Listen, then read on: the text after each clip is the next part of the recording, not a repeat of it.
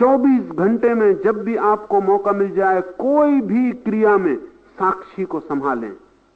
साक्षी के संभालते दो परिणाम होंगे, क्रिया धीमी हो जाएगी, कर्ता क्षीण हो जाएगा, और विचार और बुद्धि कम होने लगेगी, विचार शांत होने लगेंगे, बुद्धि का ऊहापोह बंद हो जाएगा। कोई छोटा सा प्रयोग, कुछ नहीं कर रहे हैं, सांस को ही देखें। सांस भीतर गई बाहर गई, सांस भीतर गई बाहर गई, आप उसको ही देखें। लोग मुझसे पूछते हैं कोई मंत्र दे दें, मैं उनको कहता हूं मंत्र वगैरह ना लें, एक मंत्र परमात्मा ने दिया है, वो श्वास है, उसको देखें। श्वास पहला मंत्र है। बच्चा पहला पैदा होते ही पहला काम करता है श्वास लेने का, और आदमी जब मरता है तो आखिरी काम करता है श्वास लेने का। श्वास से घिरा है जीवन। जन्म के बाद पहला काम श्वास, वो पहला कृत्य है। आप श्वास लेके ही करता हुए हैं, इसलिए अगर आप श्वास को देख सकें तो आप पहले कृत्य के पहले पहुंच जाएंगे।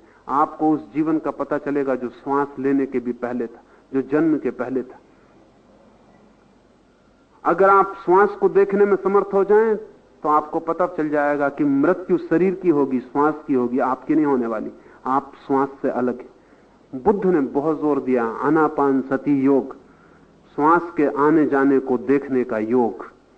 वो अपने भिक्षुओं को कहते थे तुम कुछ भी मत करो, बस एक ही मंत्र, श्वास भीतर गई इसको देखो, श्वास बाहर गई इसको देखो, और जोर से मत लेना, कुछ करना मत, श्वास को सिर्फ देखना, करने का काम ही मत करना, सिर्फ देखना।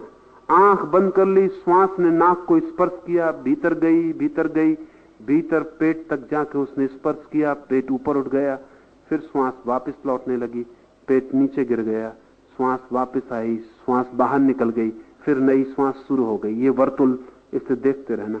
अगर आप रोज 15-20 मिनट सिर्फ श्वास को ही देखते रहें तो आप चकित हो जाएंगे। बुद्धि हटने लगी, साक्षी जगने लगा, आंख खुलने लगी भीतर की, हृदय के द्वार जो बंद थे जन्मों से खुलने लगे, सरकने लगे। उस सरकते द्वार में ही परमात्मा की पहली झलक उपलब्ध होती। साक्षी द्वार है, बुद्धि बाधा है।